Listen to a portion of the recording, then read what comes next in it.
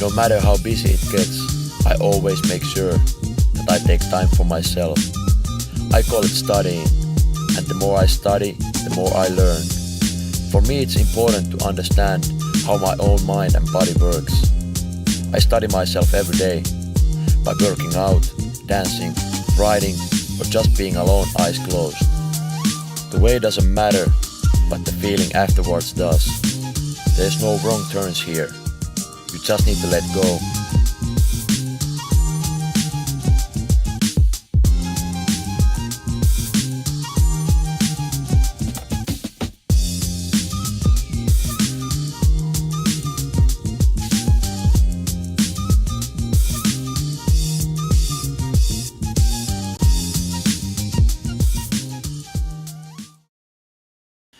Yes, and welcome to another episode of On the Road with Hat Solo. I have had a crazy week. Insane amount of coaching. Wednesday I coached 11 hours, Thursday couple hours, Friday only 2, and yesterday 6 hours for JSA cheerleading team. And today I'm at Joensuu coaching for TFW Joensuu, one TFW Hurricane, and then one breaking workshop. Sometimes when you're doing a lot of different things in different cities, you might get a little bit stressed about the amount of work. And I've been doing a lot of mindfulness exercises or meditation, whatever you want to call it, and I find it really beneficial for controlling my mind and getting more energy to do my work. I started doing these exercises 3 years ago. And I really got into it when I hurt my wrist and I had to get an operation. My motivation for the mindfulness practice was to heal as fast as possible because I kind of need my hands to do what I do. And I read a lot about it and I did some simple exercises and immediately I could see the benefits. I wasn't stressing about my recovery and I was happy where I was, even though if I had the wrist okay or no. There's no magic tricks to it. Everybody can do it. And you can do it with everything. You can go outside and walk. Focus on the sounds you hear, the people you see, and just letting your thoughts come and go, like clouds. You can do it while driving. Just grab the wheel and try how it feels your hands when you brake, how it feels in your body, and like that. I like to do it when dancing. Just put the music on, start dancing, moving your body, feel it how it feels, and get the groove on. That's the best kind of meditation for me. You don't have to be in a Zen Buddhist-like position and be a master. You can start now. And if you don't know how, if you have no clue, here's an exercise for you. Close your eyes. Breathe in, breathe out, and count to 1. Do it again. Count to 2. And whenever there's a thought, just let it go. Let it drift away like a cloud. If you hold on that thought, the trick is to start from the beginning. So again. 1. 2. And whenever there's a new thought, just let it go. Let it go. Don't bother. When you make it to 5, that's the exercise. Then you can open your eyes and see how it feels. If you feel more energized, less stressed, and ready to work again. I do it every day. When I wake up, when I go to sleep, in the middle of the day. The more you learn about yourself, the less you stress, because you know that you're gonna be okay no matter what. So here's my 2 cents about meditation. Try it out, check it out. And for the ones who wants to take the things to the next level, check out the following. I went to Float Helsinki. It's a treatment or spa place, and the basic idea that you go to closed tank, pig tank, which is filled with salt water, and you go lay there and you float. You only float. The water is so salty that you can't sink. there's no lights. In the beginning, there's a little bit of music, and you stay there for 70 minutes, pitch black, and there's no disruption for your senses. No cell phones, no sounds, no light. So you're totally isolated from the outer world. For some people, it might sound a little bit scary, but if you practice a little bit of controlling your mind and mastering your mind, actually that place might be the best place where you want to go. So check it out. I'm planning to do it more often now. This was my first time, and after I felt so good, so relaxed, so focused, and my whole body was at ease. That, yeah, it was incredible. Hey, now it's time to go to float and enjoy.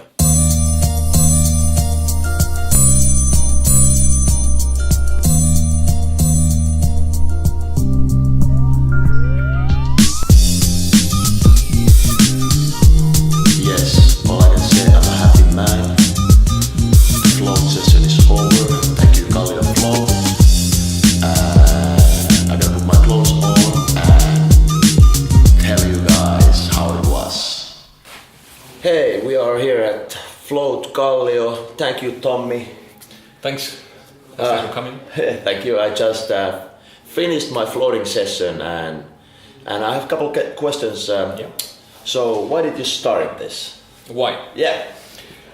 Well, the first times I went to float in Finland, all the places were lacking a few important things. The tanks there was too much light or too much noise, or otherwise the places the concept wasn't ready. And I wanted to build something that I would like to come in.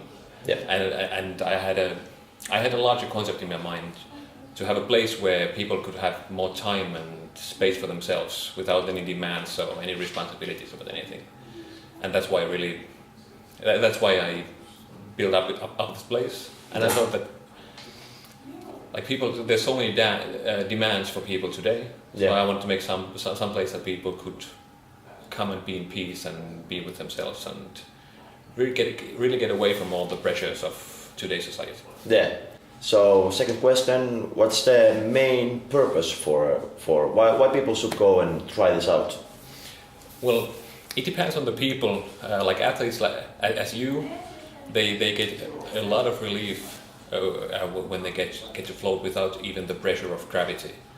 They have a place where the joints and muscles get to really relax without any external pressures, and also when there's a lot of demands of the people today. If you're an athlete, if you're an normal worker, you gotta work hard. There's a lot of demands. There's with all the social media, there's a lot of stuff interrupting your mind, interrupting your thought, and that's why the tank is a place where there's nothing but you and your thoughts, and your body gets to really relax, and there's no sensory input. So your brain gets to really relax. There's no sound, there's no noise, there's not even, your body doesn't even have to balance yourself. So it's a complete relaxation from everything outside. And it's almost for everybody. I think everybody should try and get some stress relief from the tank. Yeah, it was interesting, maybe after 15 minutes, my body started twitching a lot. Yeah, it happens usually when you're an athlete and your body is a bit tired. Yeah, and then, but maybe after another 15 minutes, then it stopped. Yeah. And I felt totally relaxed, and then the rest of the time went Yeah, it usually does. Yeah. If it's a successful float, you kind of dive into this. Yeah. Almost like a sleep state, but you're still awake, but your body is asleep. Yeah. And that's a great way. That's a great relaxation mode. Yeah. There's just nothing around. It's kind of like nothingness. Yeah. That's interesting that you mentioned that, because lately I had my wrist operated 3 years ago. Yep. And after that I started doing a lot of mindfulness practices and stuff like this, and then maybe after half a year I noticed my sleep changed a lot.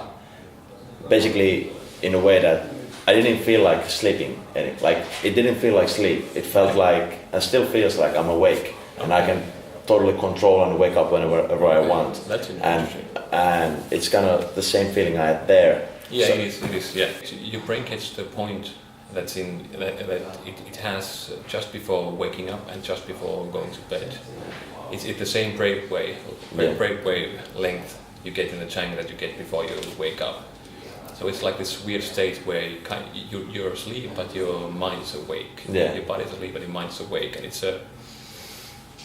it does wonders for your dreams. If you have trouble sleeping, if you have trouble getting like rest after the float, I can't promise, but I can almost promise that you're gonna be sleeping better. And if you sleep better, your body recovers faster.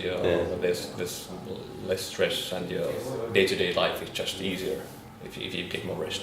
Okay. Yeah. Perfect. Hey, thank you. Thank you so much for coming. Yeah. And if you want to try it out, check it out, Float Kallio. See the link right here and book your session. Okay, see you guys.